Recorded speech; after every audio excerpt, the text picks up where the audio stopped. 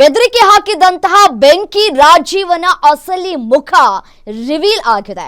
ಧಮಕಿ ಹಾಕಿದ್ದ ರಾಜೀವ್ ಗೌಡ ಒಬ್ಬ ನಟೋರಿಯಸ್ ಅಂತೆ, ಅಂದು ರೌಡಿ ಅಂತೆ ಆವಾಜ್ ಹಾಕಿದ್ದಂತಹ ರಾಜೀವ್ ಗೌಡ ಪೊಲೀಸರೇ ಎಳೆ ಎಳೆಯಾಗಿ ಬಿಚ್ಚಿಟ್ಟಿದ್ದಾರೆ ರಾಜೀವನ ಕರ್ಮಕಾಂಡವನ್ನ. ಪೊಲೀಸರೇ ಹೇಳ್ತಾ ಇದ್ದಾರೆ, ಆದ್ರೆ ಇನ್ನು ಪೊಲೀಸ್ನವರೇ ಕಂಡಿಡಿಯಕ್ಕಾಗಿಲ್ಲ ಎಲ್ಲಿದ್ದಾನೆ ಅಂತ.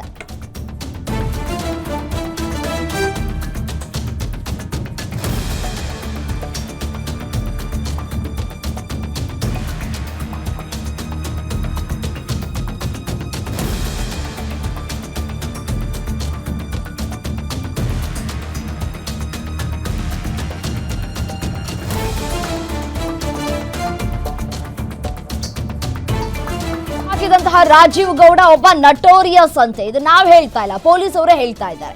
ಪೊಲೀಸರೇ ಎಳೆ ಎಳೆಯಾಗಿ ಬಿಚ್ಚಿಟ್ಟಿದ್ದಾರೆ ರಾಜೀವನ ಕರ್ಮಕಾಂಡವನ್ನ. ಹಲವಾರು ಅಪರಾಧ ಕೇಸ್ಗಳಲ್ಲಿ ಭಾಗಿಯಾಗಿರುವಂತಹ ರಾಜೀವ್ ಗೌಡ ಮೋಸ ವಂಚನೆ ಸೇರಿದಂತೆ 16 ಕೇಸ್ಗಳಲ್ಲಿ ರಾಜೀವ ಭಾಗಿಯಾಗಿದ್ದಾನೆ. ಚಿಕ್ಕಬಳ್ಳಾಪುರ ಎಸ್ಪಿ ಕುಶಾಲ್ ಚೌಕ್ಸೆಯಿಂದ ಮಾಹಿತಿ ಸಿಗ್ತಾ ಇದೆ.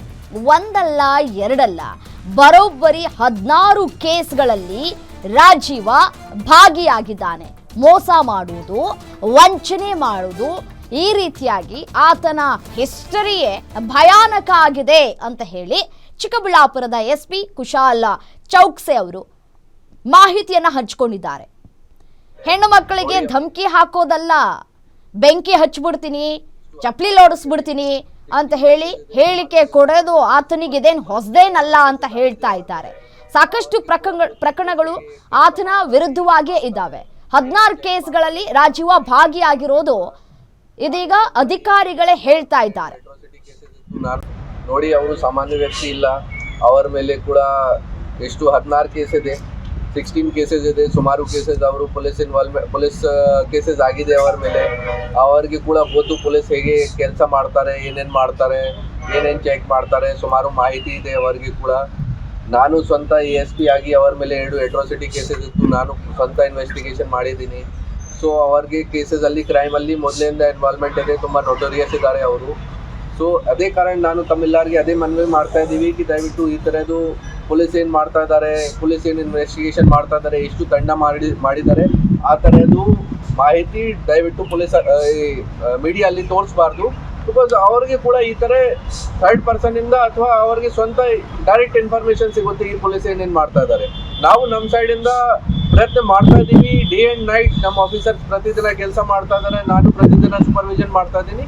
100% ಬೇಗ ಅರೆಸ್ಟ್ ಮಾಡ್ತೀವಿ ನಾವು. ನೋಡಿ, ಅವರು ಸಾಮಾನ್ಯ ವ್ಯಕ್ತಿ ಇಲ್ಲ. ಅವರ ಮೇಲೆ ಕೂಡ ಎಷ್ಟು 16 ಕೇಸ್ ಇದೆ, 16 ಕೇಸಸ್ ಇದೆ. ಸುಮಾರು ಕೇಸಸ್ ಅವರು ಪೊಲೀಸ್ ಕೇಸಸ್ ಆಗಿದೆ ಅವರ ಮೇಲೆ. ಅವರಿಗೆ ಕೂಡ ಗೊತ್ತು ಪೊಲೀಸ್ ಹೇಗೆ ಕೆಲಸ ಮಾಡ್ತಾರೆ. ನೋಡಿ, ಅಧಿಕಾರಿಗಳೇ ಹೇಳ್ತಾ ಇದ್ದಾರೆ, ಆತ ಬಹಳ ನಟೋರಿಯಸ್ ಇದ್ದಾನೆ.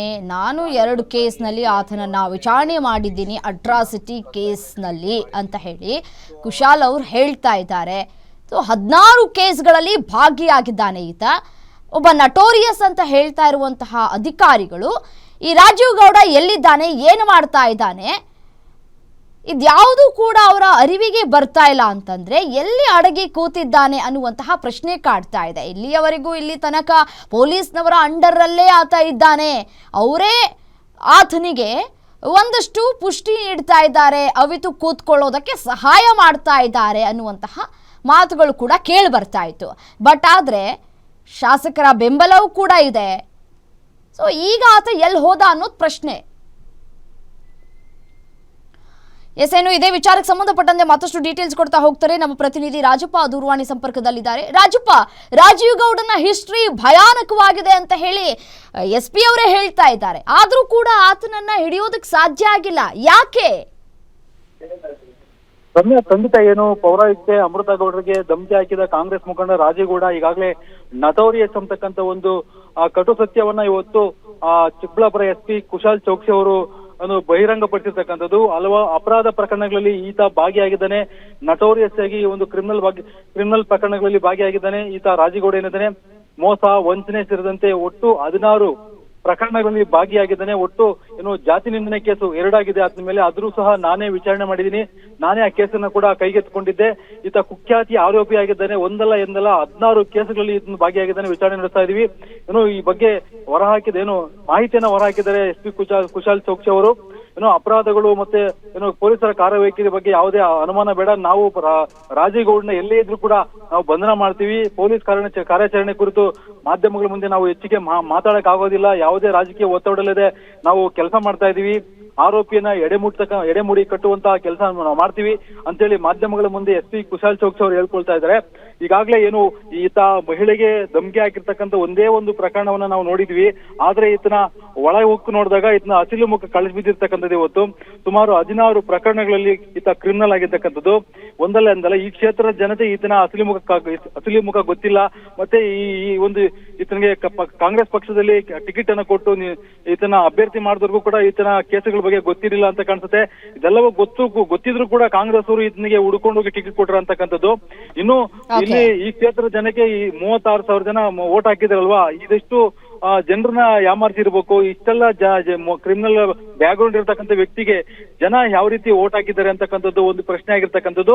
ಇನ್ನು ಈ ಕ್ಷೇತ್ರಕ್ಕೆ ಇವತ್ತು ಇನ್ನು ಇಷ್ಟೆಲ್ಲ ಪ್ರಕರಣಗಳು ದಾಖಲಾದ್ಮೇಲೂ ಕೂಡ ಇಷ್ಟೆಲ್ಲ ಪ್ರಕರಣಗಳು ಬಹಿರಂಗ ಆದ್ರೂ ಕೂಡ ಈತ ಯಾವ ಮುಖ ಇಟ್ಕೊಂಡು ಇನ್ನ ಶಿಡ್ಲಘಟ್ಟ ವಿಧಾನಸಭಾ ಕ್ಷೇತ್ರಕ್ಕೆ ಬರ್ತಾನೆ ಅಂತಕ್ಕಂಥದ್ದು ಈಗ ನಾವು ಕಾದು ನೋಡ್ಬೇಕಾಗಿರ್ತಕ್ಕಂಥದ್ದು. ರಮ್ಯಾ, ಓಕೆ, ಥ್ಯಾಂಕ್ ಯು ತಮ್ಮೆಲ್ಲ ಮಾಹಿತಿಗಾಗಿ.